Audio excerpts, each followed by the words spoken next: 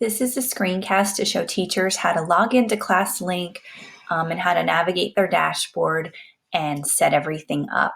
So to log into ClassLink, make sure you've gone to the launchpad.classlink.com/WWPRSD. That will get you to our district ClassLink sign-in page. And you can also bookmark this by hitting the blue star and then saving the name, and it will save to your bookmark bar so that it's easy to get to whenever you need. To sign in, you're going to use your district credentials, okay, and then you're going to hit sign in. Once you're in, this is going to be your home page. This is different for you than it is for students. These are your apps, your websites, so you can customize, you can add other sites that you have username and password for example, any TC resources or math sites that you use. This is not going to be what the students see. When you look at the icons, if they have a key, that means that there is a password required. When you click on it, it will prompt you to put in your username and password for the very first time, and then it will save it, and from there on out, you'll just click and go to the site. If there's a lock next to it, then that means it's been pushed out by the district and you cannot delete it. At the top here on the left, you have a menu for your teacher console, which is where you control the students and their Launchpad. There are files, analytics, and support documents. At the top here, you can see the plus sign. This is where you can open the app library and find apps. Again, this is for yourself. So if you would like to search something, you can type it in specifically and then just hit add, and it will be added to your Launchpad. If you have a specific website and it's not on here, for example, we often use the Math Learning Center. Okay, there are no results for that, but we can still add it as an app. If we press add app, we can name it, put in the URL, and then hit select icon.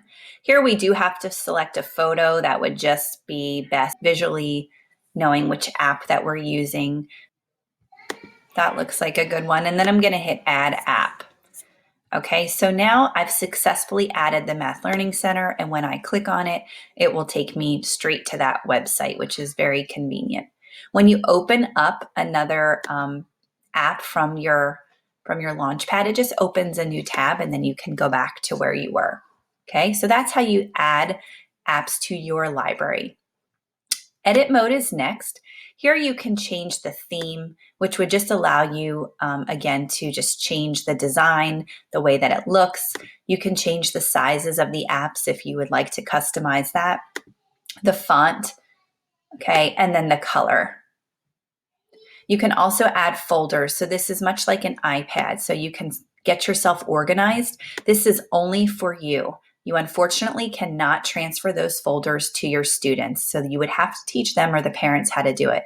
But once you've created a folder, then you can take different apps and drag and drop them in, again, just like an iPad.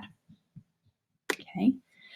Here are your notifications. It will just let you know of any type of notifications that you might need to receive, such as, failed login attempts or things of that nature. Here you can just search for apps that you might be looking for and you want them to come up if you have a lot on there. Okay, and then on the side here is your profile, and in your settings, you have the ability to change your profile image. You can upload your own or pick something. You can change your name, and if you choose to, in the language, and then again, you can access the different themes. Okay, here's how you go back to all your different passwords if you need to edit them. And then auto launch is just going to allow you to have those open upon signing in. So they would open in a new tab if you wanted to have them available every time you sign in.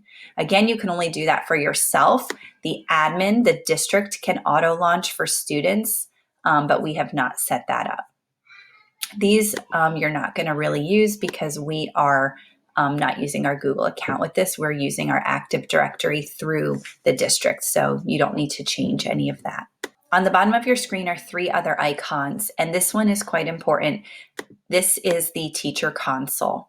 So when you open the little backpack on the bottom, known as the teacher console, this is where you customize for your student.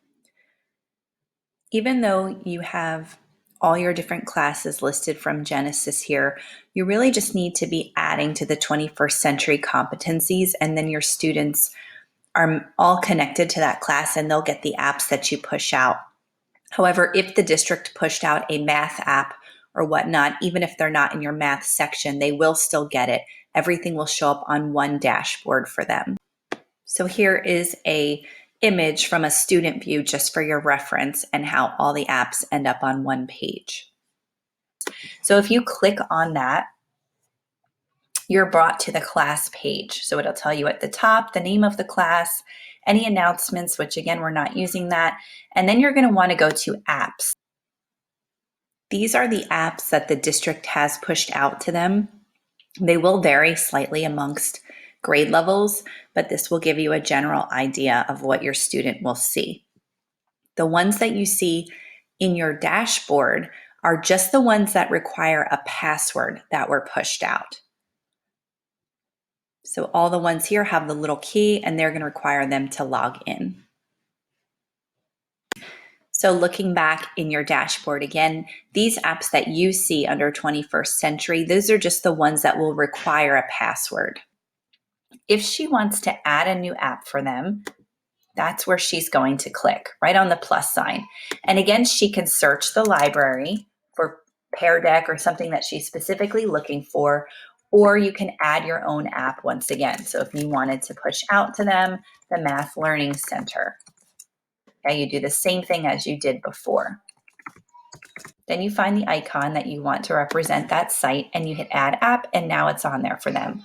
Once again, if it's pushed out by the district, there's a lock and you cannot remove it. And if it's something that you've added, you can remove right here. Okay, and that's how you get the apps to your students. There are discussion boards here. We're not really using those. Here's a list of all the students that are in the class. Okay, here are their login attempts and information. It will tell you, it will generate that as they go, and it'll also show you how much time they've spent. Next is My Files. We're not ready to set that up at this time. This just connects you to things like Google Drive and other cloud services, but again, we're not going to be utilizing that just as of now. And then we have My Analytics. And this again will just tell you some statistics of, who is logging in, different charts, records, and history for yourself. And then again, for the students, you can also look at some summaries of apps and the different top applications that have been used. You can look by date, just some analytics for yourself if you're interested. Okay, so that is how you get into ClassLink and how you can customize it. Please reach out if you have any questions.